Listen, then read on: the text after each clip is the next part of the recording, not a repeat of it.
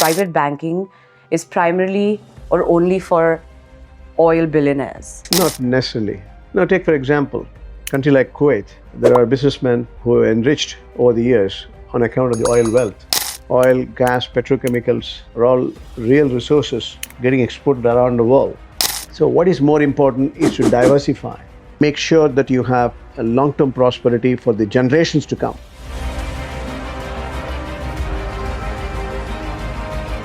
Sustainability is also influencing wealth management now? It is sustainability alone can influence succession. Sometimes people get one-time money, profit on sale of their innovation. Intellectual property, they sell it, they make millions or billions. How are you going to manage it? What's the way forward? That's where the private banking comes in.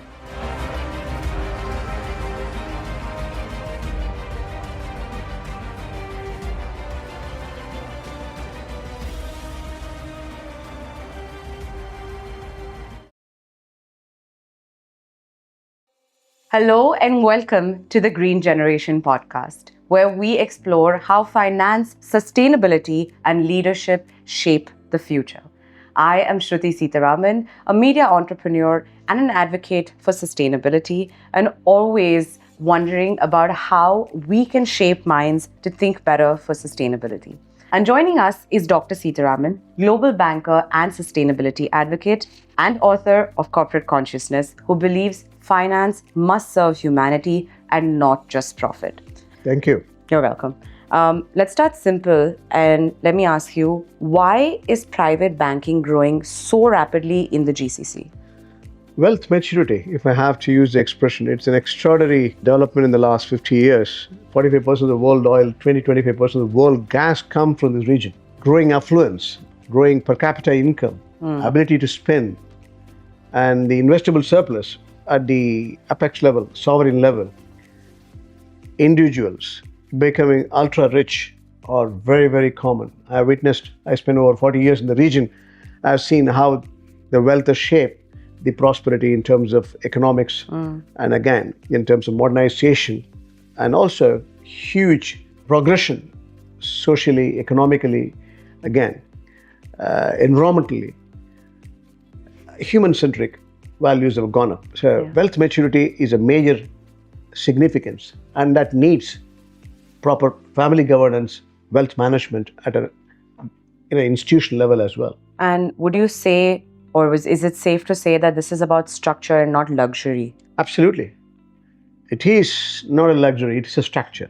When it comes to governing principles, individual or family institutions needs to be transparent.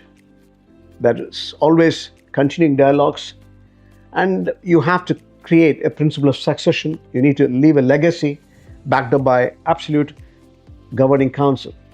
So if you don't recognize these importance, because transparency is a better perspective. Information is a key. Communication within the family members is a key. It is absolutely essential. The wealth is not mystified, and real wealth is showcased to the governing trustees so that there's a long-term prosperity for success. Now, I also want you to tell us whether this is myth or fact, that a lot of young listeners think that private banking is primarily or only for oil billionaires. So can you tell us? Not necessarily. Now, take for example, a country like Kuwait. There are businessmen who are enriched over the years on account of the oil wealth the sovereign has created. Oil, gas, petrochemicals are all real resources getting exported around the world, apart from captive consumption. The families have become rich, and when there is fluctuation in the marketplace, they have to diversify. The family accumulated a lot of wealth, invested in oil, and again, allied horizontal vertical combination towards oil and gas industry, essentially lost out in the race because they have not done the proper asset allocation. So what is more important is to diversify and make sure that you have a long-term prosperity for the generations to come. You leave a legacy which is much more meaningful.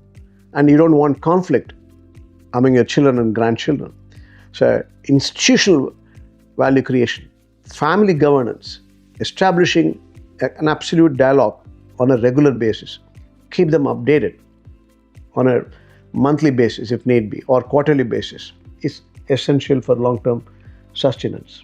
Okay, and so what we're getting is that this is more about smart allocation versus just status, right? Absolutely. See, it is not one type of assets you can invest. You have to diversify it, and you also have to do the risk management properly.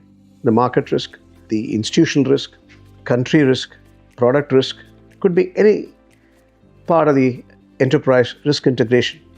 When it comes to wealth management, can I put in fixed deposits? Can I put in fixed income securities like bonds, debt papers? Can I put in fixed assets? Can I put in mutual funds? Can I put in stocks or equities? Can I put in ETF, exchange traded funds? Can I put in currency? Can I put in commodities, precious metals? So all sort of options are open. And also, mind you, today's world, citizenship is global. All the more reasons you have to diversify in terms of globalization, your asset exposure, and protecting those assets in individual countries for generational transfer is equally important. Yeah. So if I have an asset in UAE, I have an asset in London, I have an asset in India, I have to necessarily make sure the principle of succession operates, the estate management is well governed, the will and testaments are rightly registered, notarized if need be. All these are essential in each country. Or if you have an international acknowledged succession plan, then you can enforce it. Otherwise, you will not be in a position to have access to this money which you have earned for your generation, for your love and affection. You are leaving it to your children. You will not have access. And as we're understanding now the basics of private banking a little bit, the next question is, how do you think the younger generation is shaping private banking? Huge amount of enthusiasm and energy. They know this is a once in a lifetime opportunity. They know how the wealth was created. The first generation makes it, second generation preserves it, third generation is carrying on, provided there is a governance structure.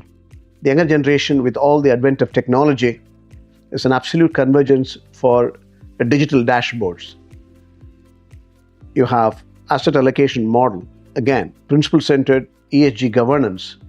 The purpose of wealth management is also being, younger generation is focusing on. And if you're principle-centered towards Sharia, then again, Sharia-focused opportunities. We have global citizens, global investments in equities or assets, which will be the type of assets, what exposure you need. This is a very balanced way of looking at, and youngsters today, they understand they're truly global. Their heart is local, the mind is global.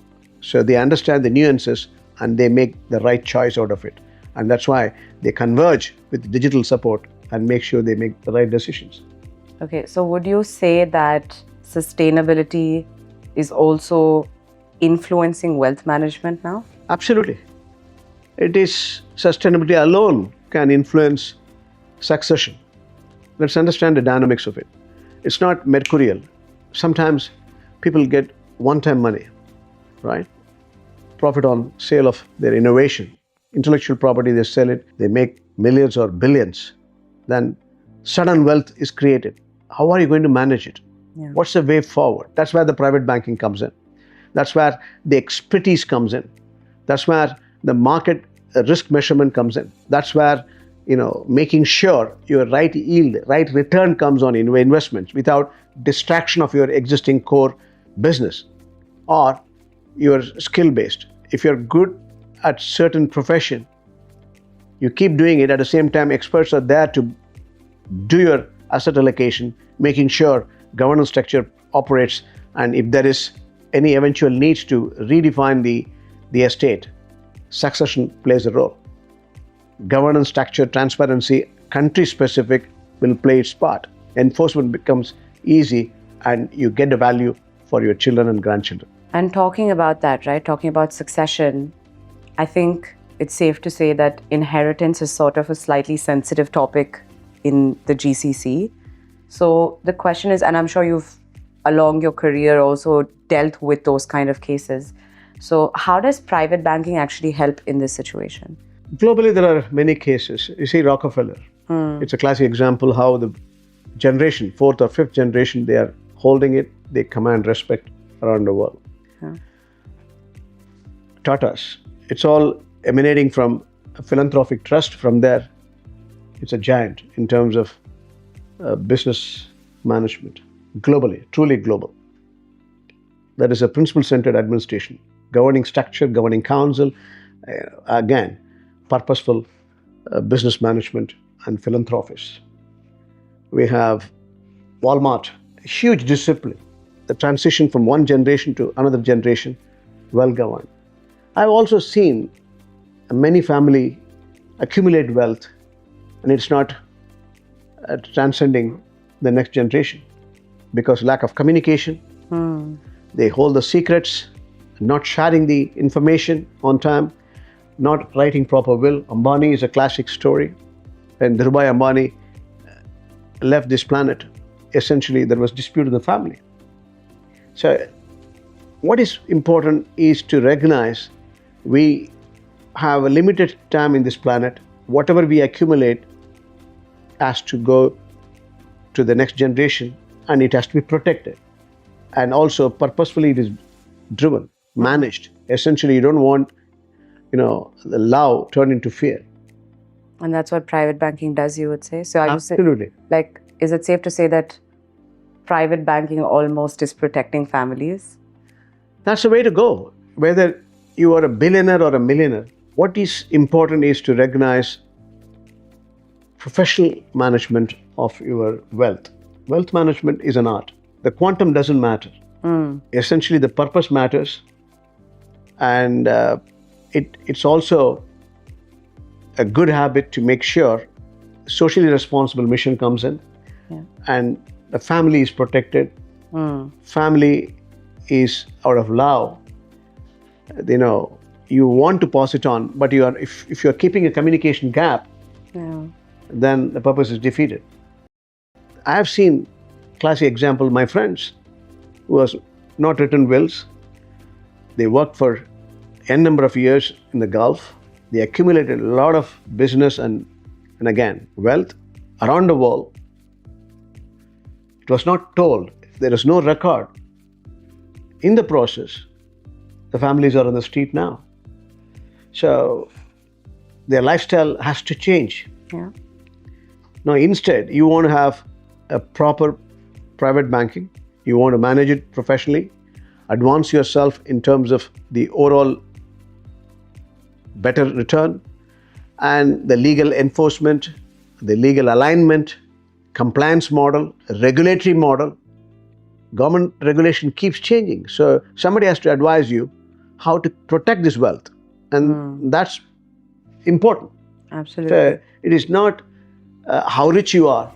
Can you transcend this? Can you pass it on to your generations? Can you also make sure there is no conflict among the siblings? That's very normal again. I've seen families in fights after the concerned person is no more. It runs for years. Legal fees, again, disruption, all sort of frustrations takes place within the siblings. That's not what you want. You want everything to be smooth, seamless. At the same time, you are also ensuring they are, it's dignity end of the day. Let's put it this way. And that's what matters. So from your understanding, what do you think is actually the driving force for private banking in GCC?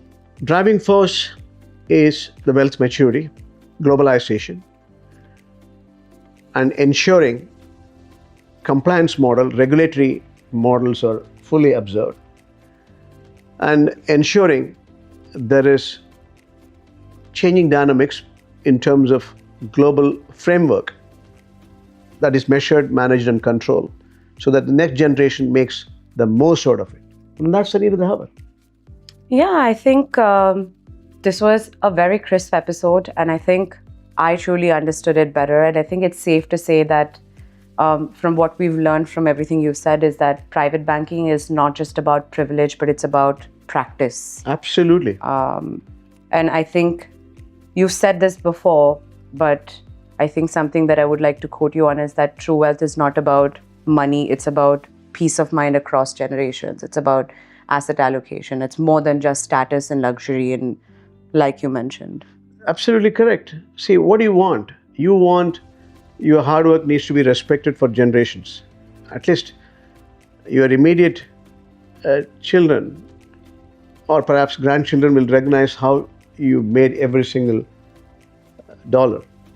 What is important is to understand every generation recognizes the importance of this money, and it's purposefully measured, managed, and it is also consciously driven. It's not only a yield. How you make this money, how you protect this money is important.